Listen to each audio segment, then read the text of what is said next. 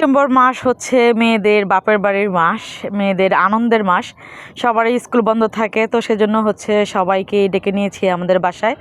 সবাই বেড়াতে আসছে, তো ওই খুশিতে সবার জন্য হচ্ছে গরুর মাংস দিয়ে বিরিয়ানি রান্না করতেছি। তো এখানে হচ্ছে 2.5 কেজি গরুর মাংস নিয়েছি, একটা লেবুর রস দিয়ে দিলাম, একটা চিড়ের।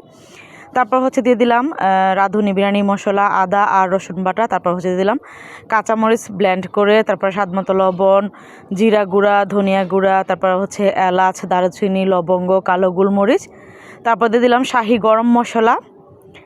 তারপরে দিয়ে দিলাম হচ্ছে পরিমাণ মতো তেল। এখন সব কিছু খুব ভালো করে হাতে মাখিয়ে নেব। এরকম করে হাতে মাখিয়ে রান্না করলে খুবই ভালো লাগে বিরিয়ানিটা। তো টক দই দিতে ভুলে গিয়েছিলাম, দিয়ে দিলাম 250 গ্রামের মতো টক দই। এখন হচ্ছে সব কিছু একসাথে খুব ভালো করে সময় নিয়ে হচ্ছে খুব ভালো করে মাখিয়ে নিতে হবে, যেন মনে হয় অর্ধেক রান্না মাখানোতেই হয়ে যায়।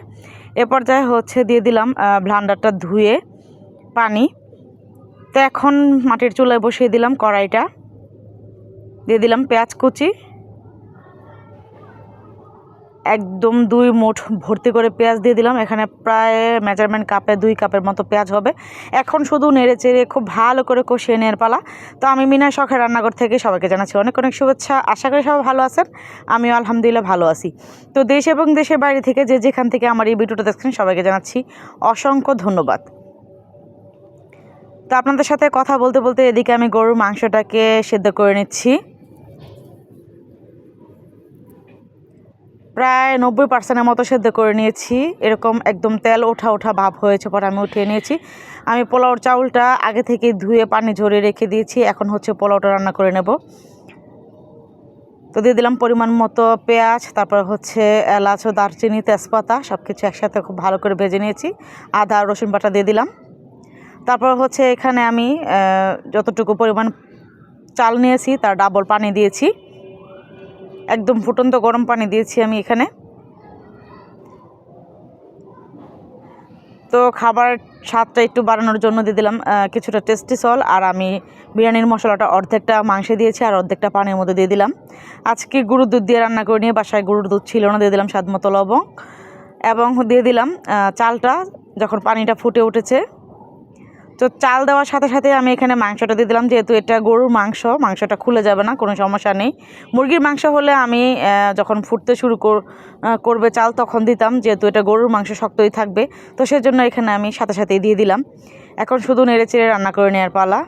ঢাকনা দিয়ে ঢেকে দিলাম, খুব ভালো করে বলক হওয়া অবধি দিয়ে দিলাম আলু বোখরা, কিশমিশ, কাঁচামরিচ এবং পোলাও পাতা। পোলাও পাতা না দিলে কিন্তু বিরিয়ানির গন্ধটা খুব সুন্দর আসে না। মানে এই পাতাটা দিলে খুবই ভালো লাগে খেতে, গন্ধে সারা বাড়ি মৌ মৌ করে। তো পলিথিন দিয়ে আমি নামিয়ে নিয়েছি। উপরে কিছুটা কয়লা দিয়ে দিলাম যাতে উপর নিচ খুব ভালো করে সেদ্ধ হয়ে যায়। এখন হচ্ছে অনেকটা সময় দমে দিয়ে প্রায় 20 থেকে 25 মিনিটের মতো এখন একটা নাড়া দিয়ে দেবো আমি। মানে পলিথিনটা একদম গলে গেছে, এরকম অবস্থা হয়ে গেছে। তো এখন হচ্ছে উপরেরটা নিচে আর নিচেরটা উপরে দিয়ে দিবা, দিয়ে তারপর হচ্ছে নেড়ে আবারও ঢাকনা দিয়ে ঢেকে দেব।